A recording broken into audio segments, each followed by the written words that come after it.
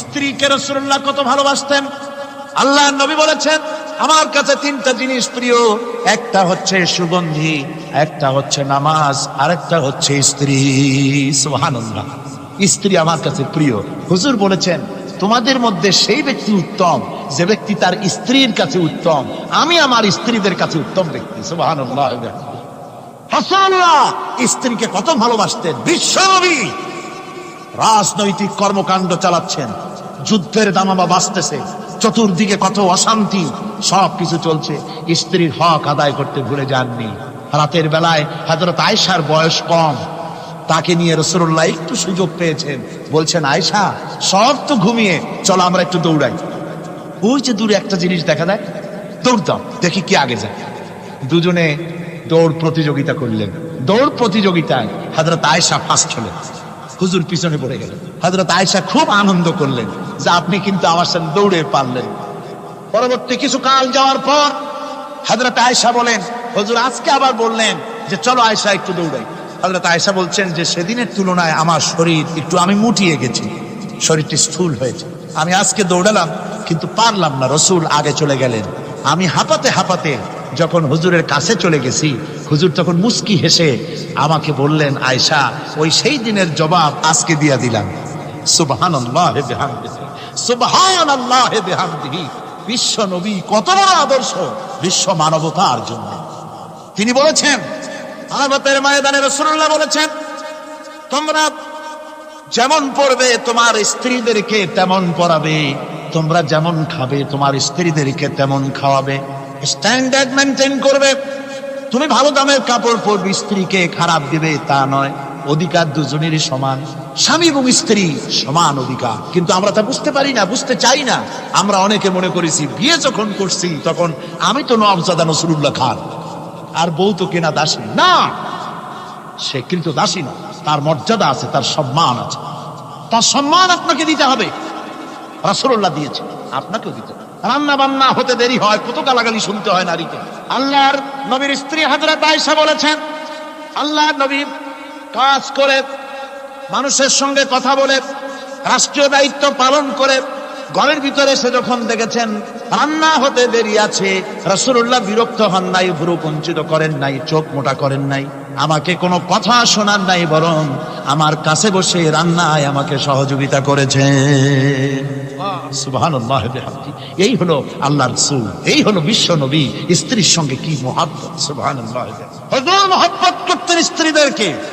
রাসূলুল্লাহর ঘরে দৌলত ছিল না, কিন্তু মহব্বত দিয়ে ভরা ছিল ঘরটা। হুজুরের ঘরে ফ্রিজ নাই, এসি নাই, হুজুরের ঘরে কার্পেট নাই, হুজুরের ঘরের মধ্যে জাজিম নাই, তোশক নাই, বড় বড় কম্বল নাই, আরামের কোনো জিনিস নাই, মডার্ন ইকুইপমেন্টস কিচ্ছু নাই, দৌলত নাই, কিন্তু মহব্বত দিয়ে ঘরটা ভরা। হযরত আয়েশা বলেছেন, আমি পানি পান করে, যখন আমি পানি পান করে গ্লাস রেখে দিতাম, আল্লাহর নবী তখন গ্লাসের সেই জায়গায় ঠোঁট লাগাতেন যেখানে আমি ঠোঁট লাগাইয়া পানি পান করেছি। আমি গোশত চিবোতাম, রাসূলুল্লাহ আমার হাত থেকে গোশত টুকরা নিয়া সেই জায়গায় চিবোতেন যেখানে আমি চিবুয়েছি। সুবহানাল্লাহ। আমার ভাইরা, রাসূল তার স্ত্রীদেরকে মহব্বত করতেন, স্ত্রীরাও রাসূলকে মহব্বত করতেন দারুণ ভাবে। একবার হযরত আয়েশা সিদ্দিকা রাদিয়াল্লাহু তাআলা আনহা হুজুরকে গোসল করাতে ছিলেন, মাথার উপরে পানি ঢালতেছেন, হুজুর একটা চকির উপরে বা একটা তক্তার উপরে বসা আছে। গোসলের পানির ভিতরে রাসূলুল্লাহ দেখতে পেলেন রক্তের মতো কি যেন প্রবাহিত হয়ে যাচ্ছে। হুজুর জিজ্ঞেস করেন, আয়েশা রে, পানির ভিতরে রক্তের মতো কি দেখা যায়? হযরত আয়েশা বলেন, হুজুর আপনি যখন বসেছিলেন অসতর্ক মুহূর্তে তক্তার নিচে আমার একটা আঙ্গুল পড়েছিল, পায়ে আঙ্গুলটা ফেটে বোধহয় রক্ত বেরোতেছে। রাসূলুল্লাহ তাড়াতাড়ি করে উঠলেন আর ওই আঙ্গুলকে ব্যান্ডেজ করে দিলেন। রাসূলুল্লাহ বললেন, আয়েশা রে, আঙ্গুল ফেটে গেছে, একটু আহাহু পর্যন্ত করলে না, এতক্ষণ তুমি কষ্ট করলে কেন? হযরত আয়েশা বলেন, ইয়া রাসূলুল্লাহ, ওটা তো একটা পায়ের আঙ্গুল। আয়েশার কলিজাটা ফেটে যদি রক্ত বেরোতো, রাসূলুল্লাহকে উঠতে বলতে আমি পারতাম না। কি মহব্বত রাসূলের সাথে! হযরত আয়েশা বলেন, হুজুর সাল্লাল্লাহু আলাইহি ওয়াসাল্লাম স্ত্রীদেরকে এত ভালোবাসতেন, আমাদের ঘরে গোশত টোস্ত তেমন রান্না বান্না খুব কম হতো, গোস্ত রান্না হবে কি? মাসের পর মাস চলে গেছে, রাসূলের বাড়িতে হুজুর স্ত্রীরা বলেছেন আমাদের ঘরে চুলে আগুন জ্বলে নাই, একটু শুকনা রুটি, একটু শুকনা খেজুর আর একটু পানি খেয়ে আমাদের জীবন চলেছে। এরকমের অবস্থা হয়েছে। তারপরে এই অবস্থা চলেছে, এর মধ্যে যদি কখন একটু গোস্ত আসছে, হুজুর যখন ছাগল ইত্যাদি ছাগল দুম্বা জবাও করেছেন, এই দুম্বার গোস্ত নিয়ে ছাগলের গোস্ত নিয়ে রাসূলুল্লাহ নিজে বেরোতেন। হযরত খাদিজার বান্ধবী কোথায় আছে খুঁজে ওই বান্ধবীর কাছে গোস্ত পৌঁছে দিয়ে আসতে। হযরত আয়েশা বলেন, একদিন আমার ঘুম ভেঙে গেল, দেখি হুজুর আমার কাছে নাই, গেলেন কোথায়? খুঁজতে খুঁজতে যায় দেখি মসজিদে নববীর ভিতরে হুজুর হাত তুলে বসে আছেন, মোনাজাত করতেছেন। আমি পেছনে কি হাত তুলে আমি শুনতে পাচ্ছি নবীজি দোয়া করছেন রব্বুল আলামিন কিয়ামতের ময়দানে যেদিন সন্তান তার পিতাকে ভুলে যাবে, মা তার সন্তানকে হারায় ফেলবে, ওই কঠিন হাসরের ময়দানে আমি যেন আমার খাদিজাকে হারাইয়া না যাই। মুনাজাতের শেষে হযরত আয়েশা বলেন, ইয়া রাসূলুল্লাহ, খাদিজার কথা আপনার এত কেন বারবার মনে পড়ে? একটা বুড়িরে বিয়ে করেছিলেন 25 বছর বয়সের সময়, 40 বছর বুড়ি, তার কথা কেন এত মহব্বত আপনার মনে পড়ে? তার থেকে যুবতী মেয়ে, সুন্দরী মেয়েকে আপনার স্ত্রী হিসেবে আপনি পান নাই? হুজুর বলেন, আয়েশা রে, খাদিজা সম্পর্কে এমন কথা তুমি আর বলো না। তোমরা সবাই আমার সুখের দিনের স্ত্রী, আর খাদিজা আমার এমন সময়ের স্ত্রী ছিল যখন মক্কায় আমার আশ্রয় ছিল না, তামাম মক্কা নগরীতে আমার আশ্রয় ছিল না। খাদিজার সঞ্চিত সমস্ত ধনরাশি ইসলাম কবুল করার পর দুহাতে খাদিজা বিতরণ করে দিয়েছে। হযরত আয়েশা বলেন, হুজুর আমার গোস্তাকি মাফ করে দেন, আমি আর এরকম বলবো না, তবে খাদিজা সম্পর্কে আমার কিছু একটু শুনান। হুজুর বলেন, আয়েশা রে শোনো, গভীর রাত, যত রাত হোক না কেন, ইসলামের দাওয়াত দিয়ে দিয়ে গভীর রাত্রে আমি যখন বাসায় ফিরেছি, ঘরে এসেছি, দরজায় একটা মাত্র ডাক দিয়েছি, খাদিজা, অমনি দরজা খুলে গেছে। আমি জিজ্ঞেস করেছি, খাদিজা রে, যত রাত্রে আসলাম, যতবার আসলাম, একটা ডাকের বেশি লাগলো না, তুমি কি ঘুমাও না? হযরতে খাদিজা বলেছেন, ইয়া রাসূলুল্লাহ, আমার মনের ভিতরে ভয় থাকে, আল্লাহর রাসূল দ্বীনের খেদমতে বাইরে আছেন, আমি যদি আরামে বিছানায় ঘুমায় থাকি আর নবীজি দরজায় তার কাছে দাঁড়ায় আমারে ডাকাডাকি করবেন, উঠতে যদি দেরি হয়ে যায় নবীজির সঙ্গে বেয়াদবি হয়ে যাবে, এই মনে করে আপনি না আসা পর্যন্ত দরজার সাথে পিঠ লাগাই আমি দাঁড়াইয়া দাঁড়াইয়া ঘুমাই। আমার ভাইরা, হযরতে খাদিজার ইজ্জত স্বয়ং আল্লাহ দিয়েছেন। কে দিয়েছে? হাদিস শরীফে এসেছে, রাসূলুল্লাহ জাবালে নূরে বসা, গারে হেরার ভিতরে বসা, হযরতে জিবরাইল রাসূলুল্লাহর সঙ্গে কথা বলতেছেন। একটু পরে হযরতে জিবরাইল বলেন, ইয়া রাসূলুল্লাহ, আমি আর এখানে বসবো না, আমি এখন চলছি। আমি দেখতে পাচ্ছি খাদিজা আসতেছে আপনার জন্য খাবার নিয়ে। খাদিজা যখন আপনার কাছে পৌঁছে যাবে, আপনি খাদিজাকে শোনায় দিবেন আল্লাহ রাব্বুল আলামিন খাদিজাকে সালাম জানাইছে। সুবহানাল্লাহ, সুবহানাল্লাহ। রাসূলুল্লাহর কাছে হযরতে খাদিজা যখন আসলেন, হুজুর বললেন, খাদিজা, আজকে তোমার জন্য দারুণ সুখবর। বলে কি? বলে আল্লাহ পাক, জিবরাইল কেমন উঠে গেল আমার কাছ থেকে, জিবরাইল বলে গেল আল্লাহ তোমাকে সালাম বলেছে। হযরত খাদিজা কেঁদে ফেললেন, বললেন, ইয়া রাসূলুল্লাহ, আমার নারী জন্ম সার্থক, আল্লাহ আমাকে সালাম বলেছে, এর জবাব কেমনে দিতে হয় হুজুর আমি তো জানি না, আপনি আমার পক্ষ থেকে আল্লাহর সালাম কিভাবে দেওয়া লাগে আপনি দিয়ে দিন, আমি তো বুঝি না কেমনে আল্লাহর সালামের জবাব দেব। হুজুর বললেন, খাদিজা, শুধু আল্লাহ নয়, জিবরাইলও তোমাকে সালাম বলে গেছে। হযরতে খাদিজা বললেন, হযরত জিবরাইলকে আমার সালামের জবাবটা ওয়ালাইকুম আসসালাম বলেন। হযরত খাদিজার এই মর্যাদা ছিল। আমার ভাইরা, রাসূল পাক সাল্লাল্লাহু আলাইহি ওয়াসাল্লাম এভাবে মহব্বত করেছেন স্ত্রীদেরকে। সুতরাং স্বামী স্ত্রীর মহব্বত আল্লাহ জান্নাতি নিয়ামত। কি নিয়ামত? যে ঘরের মধ্যে স্বামী স্ত্রীর মধ্যে মিল মহব্বত আছে, এটা বেহেশতের মতো, আর যেখানে মিল মহব্বত নাই, এটা জাহান্নামের মতো। ঠিক কি? সুতরাং মহব্বত করুন, বেশি বেশি স্যাক্রিফাইস করুন, বেশি বেশি স্যাক্রিফাইস। নারীদের ব্যাপারে বলা হয়েছে, পুরুষকে বলা হয়েছে অধিকার আদায় করো, সব ব্যাপারে সমান অধিকার, কিন্তু নারীকে একটা ব্যাপারে বলা হয়েছে, নারী শোনো, পুরুষের মর্যাদা তোমার চাইতে আল্লাহ রাব্বুল আলামিন বেশি দিয়েছেন। আর রিজালু কাওয়ামুনা আলান নিসা, নারীদের উপরে পুরুষের প্রাধান্য আল্লাহ পাক দান করেছেন।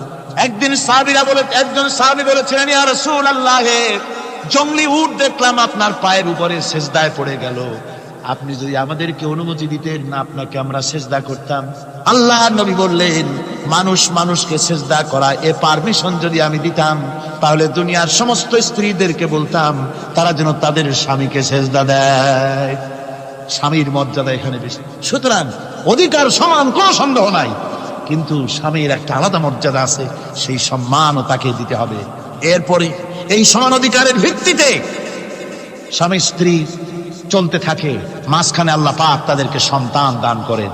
আল্লাহ তাদেরকে, নারীকে লেখাপড়ার অধিকার দিয়েছেন, ইসলাম তাকে লেখাপড়ার অধিকার দিয়েছে, শিক্ষার অধিকার দিয়েছে। হযরত আয়েশা সিদ্দিকা রাদিয়াল্লাহু তাআলা আনহা শিক্ষয়িত্রী ছিলেন, হাফেজা ছিলেন, হাদিসের হাফেজা ছিলেন, কোরআনের হাফেজা ছিলেন, হাজার হাজার সাহাবায়ে কেরামদের তিনি ওস্তাদ ছিলেন। সুবহানাল্লাহ। নারীদের ব্যাপারে অধিকাংশ মাসালা হযরত আয়েশা সিদ্দিকা রাদিয়াল্লাহু তাআলা আনহার অবদান। সুবহানাল্লাহ। নারী যুদ্ধ করেছে, যুদ্ধের ময়দানে নারীর অধিকার আছে। নারী চাকরি করতে পারবে, নারী ব্যবসা করতে পারবে, নারী লেখাপড়া করতে পারবে, নারী সেনাবাহিনীতে যেতে পারবে, নারী সব করতে পারবে, কিন্তু পর্দার মধ্যে। জনৈক সাহাবী ইসলাম গ্রহণ করার পরও রাসূলুল্লাহ সাল্লাল্লাহু আলাইহি ওয়াসাল্লামের কাছে অনুশোচনা করছিলেন তার কন্যা সন্তান নিজ হাতে হত্যা করার জন্য। আমাদের প্রিয় নবী এ কথা শুনে কেঁদে ফেললেন। একটা লোক গিয়ে কাঁদতেছিল মুসলমান হওয়ার পরও। হুজুর কয় কান্দো কেন? কই যে আমার গুনাহ কি মাফ হয়েছে? হুজুর বলেন হ্যাঁ মাফ হয়ে গেছে। কলেমা পড়ছো, মাফ হয়ে গেছে। কয় যে হুজুর আমি তো মারাত্মক গুনাহ করছি। বলে কি? বলে আমার একটা মেয়ে, সেই মেয়েটাকে নিয়ে আমি, ঘটনা লম্বা, আমি সংক্ষেপে বলতেছি, মেয়েটাকে ফাঁকি দিয়া তারে আমি মারবো, বুঝতে দেই নাই আমার বউরে। বললাম চলো বেড়াইতে যাই। মেয়েটা আমার সাথে সাজাই দিয়েছে, তার মা বেড়াতে নিয়ে যাবো এই কথা মনে করে। মেয়েটা কদ্দূর যায়, আবার আব্বা আব্বা বলে আমার দিকে ফিরে আসে, আবার পিছনে থাকে, আবার আব্বা আব্বা বলে জড়ায় ধরে। এইভাবে করতে করতে যখন নির্জন এলাকায় গেলাম, আমি পাহাড়ের পাশে গর্ত খোঁড়া আরম্ভ করলাম। গর্ত কুচি আর মাটি ছিটে এসে আমার দাড়িতে লাগে। বাচ্চা মেয়েটা আমার কাছে এসে দাড়ি দিয়ে ধুল ছাড়ায় দেয়। কয় আব্বা তোমার দাড়িতে ধুল লাগতেছে, তুমি এই কষ্ট করতেছো কেন? মেয়ে তো বোঝে না যে আমি তার জন্য কবর খুঁজতেছি। কবরটা খোঁড়া হয়ে যাওয়ার পর মেয়েটারে বান্ধা শুরু করলাম। মেয়ে এখন কাঁদতেছে, বাবা আমার বান্ধব কেন? আমি তারে বাঁধা জোরে ওর মধ্যে নিক্ষেপ করে দিলাম। মেয়েটা গর্তের মধ্যে বসে চিৎকার করে বলছে, আব্বা তুমি আমারে বাঁচতে দাও, আমি তোমারে বাপ বলে সমাজে হ্যাঁ করবো না, আমি ভিক্ষা করে খাবো, আমার বেরো না। লোকটি বলছি ইয়া রাসূলুল্লাহ, আমার মনে দরদ আসলো। আমি একটা পাথর উঁচু করে আমার মেয়ের বুক লক্ষ্য করে জোরে মেরে দিলাম। বুকটা ফেটে রক্ত ফিনকি দিয়ে উঠলো। আমার মেয়ের বুক থেকে আওয়াজ বেরোলাম। আমার কালে যেন এখনো সেই আওয়াজ বাজে। হাদিস শরীফে এসেছে, হুজুরের চোখের পানি দাড়ি ভিজে ভিজে জামার উপরে পড়তেছিল। হুজুর বললেন, আহারে মানুষেও পারে এরকম কাম করতে। পৃথিবীতে নারীর যখন কোনো সম্মান ছিল না, মর্যাদা ছিল না, সেই সময় আমার রাসূল, আমার বিশ্বনবী নারীদেরকে সম্মানের হাত ধরে গর্তের ভিতর থেকে উঠাইয়া রানীর সিংহাসনে বসায় দিলেন। সুবহানাল্লাহ। মায়ের মর্যাদা দিয়ে দিলেন। সুবহানাল্লাহ। নারীরা আমাদের মায়ের জাত। নারীরা আমার কি এর জাত? মায়ের জাত। আমার মা বোনেরা, তোমাদের সম্মান কত তোমরা জানো না। আমরা পুরুষ, আমাদের পায়ের তলে জুতা, আর তোমরা আমাদের মায়ের জাত। তোমরা নারী, তোমাদের পায়ের তলে আল্লাহর জান্নাত, আল্লাহর বেহেশতটা তোমাদের পায়ের তলে। এই সম্মান আল্লাহ তোমাদের দিয়েছে, নবী দিয়েছে। সুবহানাল্লাহ। কর ভাইরা আমার, অধিকার ইসলাম দিয়েছে। বিবাহ যখন হয়, এই বিবাহের সময় এজেন আনতে হয়। আর বিবাহ হচ্ছে বিবাহ বৈঠক। এজেন আনার জন্য ওই যে কি জানি কয়, ম্যারেজ রেজিস্ট্রার বা মৌলবি সাহেব, কার অনুমতি আগে নেয়? বলেন কার অনুমতি? তাহলে অধিকার ইসলাম পুরুষে দিল না মেয়ে লোকের দিল? আগে মেয়ে লোকের কাছে যাও, মেয়েটাকে জিজ্ঞেস করো সেই বিবাহে রাজি আছে কিনা। সুবহানাল্লাহ পড়ে, এই বিবাহে রাজি আছে কিনা জিজ্ঞেস করো, তার অধিকারই বেশি। এরপরে এই বিবাহে করার ব্যাপারে কত বৈষম্য। আজ বিবাহ করতে গেলে যৌতুকের প্রথা এসেছে। রাসূলুল্লাহ যৌতুক দিয়েছিলেন। ওটা যৌতুক না, ওটা উপহার, ওটা হাদিয়া। রাসূলুল্লাহ তোহফা দিয়েছিলেন হুজুরের জামাই। সুবহানাল্লাহ। কি জামাই? এক জামাই তো জিন্নুর আইন, যাকে ফেরেশতারা পর্যন্ত লজ্জা করতো যারে দেখে, হযরত ওসমান রাদিয়াল্লাহু তাআলা আনহু। আর একজন হযরত আলী কাররামাল্লাহু ওয়াজহাহু। হযরত আলী, যার সম্পর্কে রাসূল পাক সাল্লাল্লাহু আলাইহি ওয়াসাল্লাম যাকে কত সম্মান দিয়েছেন, কত মর্যাদা দিয়েছেন, এই হলো হযরত আলী হুজুরের জামাই। আনা মদিনাতুল ইলম ওয়া আলিউম বাবুহা, আমি হলাম জ্ঞানের রাজ্য, আর আলী হলো সেই রাজ্যে প্রবেশের দরজা। সুবহানাল্লাহ। ভাইরা, এই হলো জামাই। আর মেয়ে খাতুনে জান্নাত বিনতে রাসূল, বেহেশতের সমস্ত রমণীদের সরদারিনী মা ফাতিমাতুজ জাহরা রাদিয়াল্লাহু তাআলা আনহা। কি উপহার দিলেন বিয়েতে রাসূল! এই মেয়ে আর এই জামাই। উপহার হলো খেজুরের ছোবড়ার একটা তোষক, পানি উঠাবার জন্য একটা মশক, আর আটা পেশা একটা জাত। এই হলো নবীর মেয়ে আর জামাইয়ের জন্য। রাসূলুল্লাহ সাল্লাল্লাহু আলাইহি ওয়াসাল্লামের স্ত্রী মা উম্মে হাবিবা আমাদের প্রিয় নবীর সম্মানের প্রতি ছিলেন খুবই যত্নশীল। তার পিতা তখন ইসলাম গ্রহণ করেননি। এমন অবস্থায় পিতা ঘরে প্রবেশ করলে রাসূলুল্লাহ সাল্লাল্লাহু আলাইহি ওয়াসাল্লামের স্ত্রী তার পিতার সাথে যে আচরণ করেছিলেন, এখন আমরা শুনব সে কাহিনী। আবার স্ত্রীরা রাসূলের প্রতি কি ভালোবাসা দেখেছেন। হযরত উম্মে হাবিবা রাদিয়াল্লাহু তাআলা আনহা, আমাদের মা আবু সুফিয়ান রাদিয়াল্লাহু তাআলা আনহু, তার মেয়ে। তার কাছে আবু সুফিয়ান তখনও কাফের, সেই কুফরি হালতে মেয়ের ঘরে গিয়েছেন।